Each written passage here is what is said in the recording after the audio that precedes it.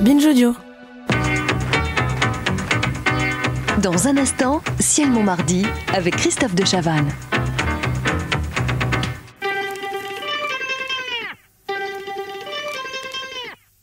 Un animateur qui distribue la parole, des chroniqueurs qui jouent le rôle qu'on leur a assigné, des sujets de société où le drame côtoie la légèreté, des invités aux propos aussi douteux que leurs engagements. Alors non, malgré les apparences, vous n'êtes pas sur le plateau de Touche pas à mon poste avec Cyril Hanouna, mais sur celui de Ciel Montmardi avec Christophe de Chavannes, 35 ans plus tôt. Ciel Montmardi, une émission de télévision à la fois culte et générationnelle qui incarne à elle seule le « c'était mieux avant » et le « on ne peut plus rien dire ». Mais quand on la regarde aujourd'hui, ce n'est pas tant que c'était mieux avant, c'est surtout que ce programme a mal vieilli. Ce qui n'empêche pas la filiation avec la marque de fabrique Hanouna d'être bien réelle. Parce que ça massacre pas les deux petits-enfants là? Alors écoutez ce que de monsieur pas pouvoir parler à leur père sur une expérience qu'il a vécue de... Je me fous de ce que dit monsieur. Je m'en tape. Ah oui, vous vous en une foutez. petite larme, une petite larme, Ah oui. une petite larme. Monsieur de Chavannes. J'en ai marre. Vous m'emmerdez monsieur, je vous le dis très gentiment. C'est très exagéré. Je vous ai reçu une fois dans une émission de radio. Si j'avais pu suspecter que vous aviez ce tempérament et cette attitude, mais je vous promets que je ne vous donnerai pas la parole, car vous êtes intolérant. Asseyez-vous, Non, vous partez. monsieur. Non, monsieur. Vous allez me mettre dehors physiquement. Monsieur Al-Safadi. On va envoyer la pub, ça va détendre monsieur. On va envoyer la pub, on va se retrouver tout de suite après. Envoie la pub s'il te plaît, on va se retrouver après, on va faire un peu le ménage.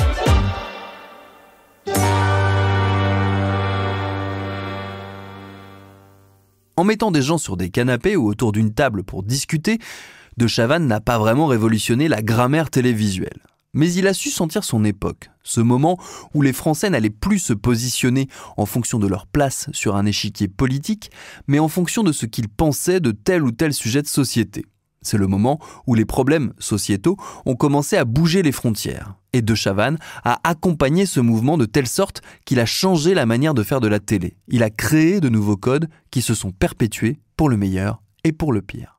Comme souvent, les émissions cultes ne sont pas celles qui ont forcément duré le plus longtemps. Il faut donc revenir à la genèse de Ciel Montmardi pour essayer de comprendre son impact. Quand il lance ce programme en 1988, Christophe de Chavannes n'a que 30 ans. C'est pourtant déjà un vieux routier de la télé. Il a commencé à la radio avant d'être repéré par Michel Denisot qui l'a fait venir sur la toute récente Canal+ pour une chronique sur les gadgets. Antenne 2, l'ancêtre de France 2, l'embauche alors pour animer les après-midi du service public, puis TF1, qui vient d'être privatisé, le débauche pour faire la même chose sur son antenne. Cette privatisation, elle joue un rôle crucial dans cette histoire, car TF1 appartient désormais au groupe Bouygues, et déjà l'audience devient un enjeu majeur. Si les émissions ne font pas 40% de part de marché, elles n'ont aucune autre raison d'exister. Christophe de Chavannes obtient mandat d'occuper les secondes parties de soirée du mardi. Lui, il a une idée, faire parler les gens. Et en mai 1988, naît donc Ciel Montmardi.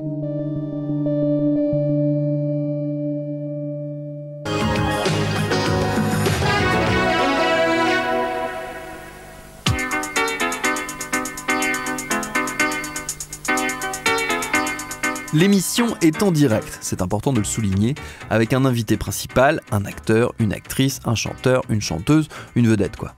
Elle est séquencée de manière assez simple, 2 ou 3 débats avec des invités spécifiques et un bloc-notes avec des chroniqueurs pour parler de tout et de rien. La première donne le ton de ce qui va suivre durant 4 ans et quelques. Un sujet sur les erreurs médicales, un autre sur les mages, et l'interview exclusive de Nadine Vaujour qui avait réussi à faire évader son mari de la prison de la santé, en hélicoptère. Du sérieux, du léger, voire du borderline, et un scoop. C'est ça la trame, et ça le restera. Ce que de Chavannes met en place, c'est la prise de pouvoir de l'infotainment, un mélange assumé d'actualité et de divertissement.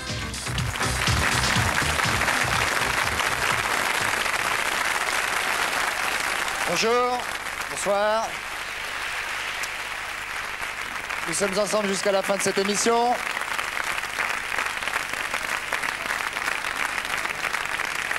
Alors, je vais déjà tout de suite vous faire le sommaire de ce que vous allez voir ce soir. À l'époque, les débats à la télé sont assez institutionnels. On invite majoritairement les élus, les syndicalistes, des experts reconnus, bref, des gens qui ont des fonctions. Certes, un Nulle part ailleurs sur Canal+, autre émission mythique de l'époque, a déjà ouvert la voie à ce mélange des genres, mais les séquences restent relativement cloisonnées. Ciel Montmardi, elle, va faire exploser les frontières en offrant une place non négligeable à ces vrais gens. Celles et ceux dont la parole se base davantage sur leur expérience que sur leur expertise.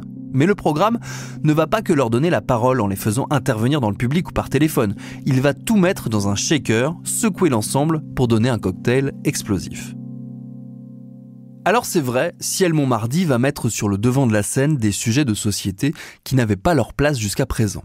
On y parle du sang contaminé pour la première fois à la télévision, de pédophilie, de nucléaire, de racisme, de préservatifs, tout ça côtoyant des sujets sur le sexe, le nudisme, les extraterrestres, les call girls. Chaque mardi, on a l'impression d'être dans une cocotte minute sur le point d'exploser. D'ailleurs, on se souvient surtout de Ciel Montmardi pour ses dérapages, certains contrôlés, d'autres pas du tout. Car l'émission aime mélanger des éléments détonnants, des sujets brûlants et des invités qui le sont tout autant, ce qui est une forme d'assurance pour répondre aux exigences d'audience de son employeur, mais pas à celles du Conseil supérieur de l'audiovisuel, autre ancêtre de l'Arcom. En février 91, celui-ci publie dans le journal officiel une mise en demeure à l'encontre de TF1, lui demandant le respect de la dignité humaine, c'est écrit comme ça. Les mots sont durs, mais on a oublié la violence des polémiques provoquées. Pour bien comprendre ce qui se passait alors, il faut avoir en tête deux autres données importantes qui constituent ce programme. Le fait qu'il soit en public, un public amené souvent à réagir, et le fait qu'il soit en direct. Tout le monde regardait en sachant qu'il pouvait se passer n'importe quoi. Et c'est ce qui s'est parfois produit. Dans certains cas, ça pourrait presque prêter à sourire. Quand Ciel Montmardi organise 2 débats sur la Belgique qui virent à chaque fois au n'importe quoi et où on insulte le roi des Belges, un roi offensé qui réclame des excuses publiques. Quand Jacques Médecin, ancien maire sulfureux de Nice, en exil en Uruguay, balance sur tout le monde en duplex depuis Montevideo. Quand pour la 100e, De Chavannes organise avec des acteurs une vraie fausse émission sur l'adultère qui finit en vraie fausse bagarre. Je sais pas où vous voulez en venir avec votre émission. En tout cas, moi j'ai accepté gentiment de participer à un débat. Mais vous vous mettez en colère, ça ne me concerne pas, les cocus, je n'ai rien à foutre. Je me tire de votre émission parce que c'est de la merde.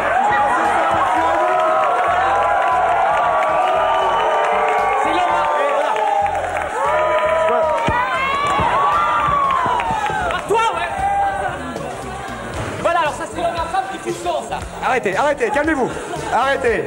Arrêtez, calmez-vous. Ça va, calmez-vous. On peut applaudir Arrêtez, vous revenez ici. Vous revenez vous installer. Arrêtez, on se calme s'il vous plaît 1 minute là.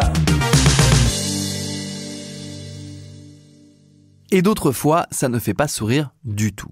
Le 6 février 1990, le sujet dit « sérieux » est consacré à l'extrême droite. 2 ans plus tôt, Jean-Marie Le Pen a déjà créé la surprise à l'élection présidentielle en atteignant 14,4% des suffrages, soit 4,4 millions de voix. Il y avait toute légitimité à traiter ce sujet, à ceci près que parmi les invités, il y a un révisionniste, Olivier Mathieu. Tout dérape quand Olivier Mathieu finit par étaler ses théories et chanter les louanges de Robert Forisson. Robert Forisson, c'est le propagateur en chef des thèses négationnistes qui remettent en cause l'existence même des chambres à gaz durant l'Holocauste. Alors on aurait pu vous mettre l'extrait, mais c'est tellement ignoble qu'on n'avait pas très envie de leur donner une nouvelle publicité.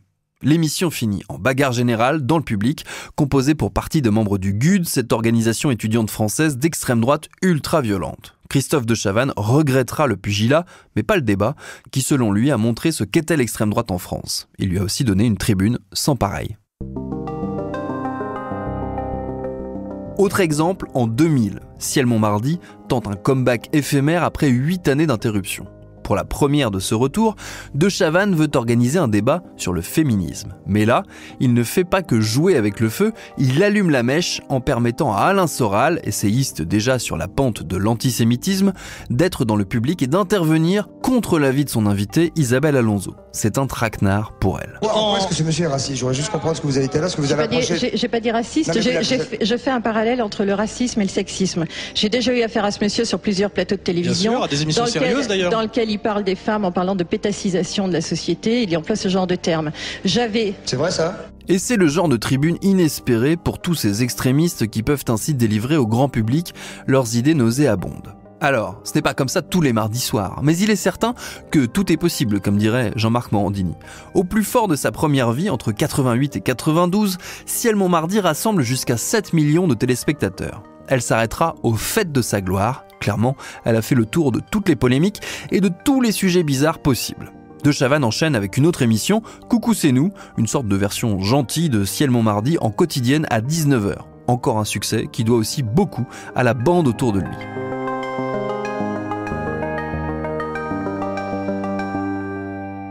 De Chavannes a su capter l'air du temps, s'intéresser aux sujets dont il faut parler, mais il a aussi compris avec qui il faut en parler. Il a installé une émission de bande, comme ça n'avait jamais été fait jusqu'à présent. Une bande très complémentaire. Lui, c'est l'électron libre, avec le sens de la répartie. À la fois décontracté, ironique, mais pas cynique comme Ardisson. Un monsieur loyal, pas dupe de ce qu'il fait, et qui s'en amuse. Autour de lui, un journaliste gaffeur, un agrégé de philo, une journaliste, une ancienne danseuse devenue animatrice télé, chacun à sa place, chacun avec un rôle bien précis, dans une ambiance quand même boys club. Une mécanique qui rappelle bien des émissions aujourd'hui, et évidemment, on pense encore une fois à Touche pas à mon poste. Avec peut-être une différence fondamentale. Là où les chroniqueurs d'Hanouna se font dicter ce qu'ils doivent dire, si on en croit les révélations récentes de l'émission Complément d'enquête sur France 2, ceux de Chavannes étaient assez libres de leurs propos. Le côté potache, l'esprit d'équipe, on peut le retrouver aujourd'hui chez Hanouna, sauf que nous, on s'entendait vraiment bien, raconte une des chroniqueuses de la bande au journal Le Point. Tout était fait pour créer une forme de connivence avec le public, le début du marketing de la demande à la télé. Une logique aujourd'hui poussée à l'extrême. Tout est fait pour faire croire à chaque téléspectateur que l'émission est faite pour lui et qu'il fait partie de la bande. Poussée un peu loin, cette stratégie peut vite tourner à la démagogie, surtout quand le succès monte à la tête et qu'on se croit intouchable.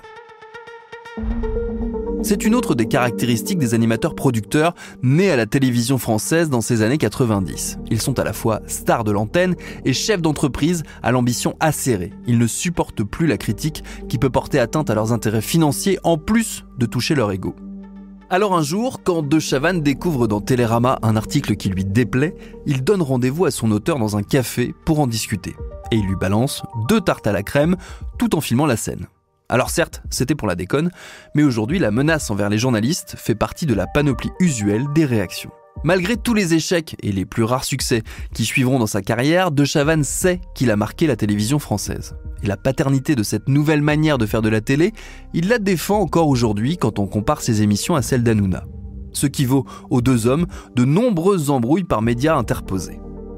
Aujourd'hui, quand on veut souligner un rétrécissement de la liberté d'expression à la télévision ou dans les débats, c'est souvent Ciel mon mardi qu'on cite.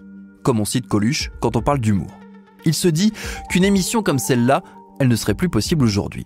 C'est probablement vrai. Mais est-ce que c'est vraiment la bonne question ? Là où on se rend compte que ce programme a mal vieilli, c'est que la liberté qu'il dégage est masquée désormais par l'absence de dialogue. On peut comprendre, dans les années 90, l'intérêt de mettre certains sujets sur la table. Reste la manière avec laquelle on le fait. C'est marrant, c'est vrai, d'inviter un personnage comme le gourou d'une secte pour se foutre de sa gueule en public. On peut toujours se dire qu'on l'a ridiculisé, mais c'est oublier qu'on lui a offert une médiatisation incroyable, que beaucoup de gens y ont cru et l'ont suivi dans ses délires. Ça peut paraître intéressant, c'est vrai, de mettre face à face des gens qui ne peuvent pas se comprendre, qui ne peuvent pas se blairer. Ça donne l'illusion de provoquer un débat, mais c'est oublier qu'on ne l'a pas fait avancer. Et au final, il n'y a qu'un seul gagnant, la télé.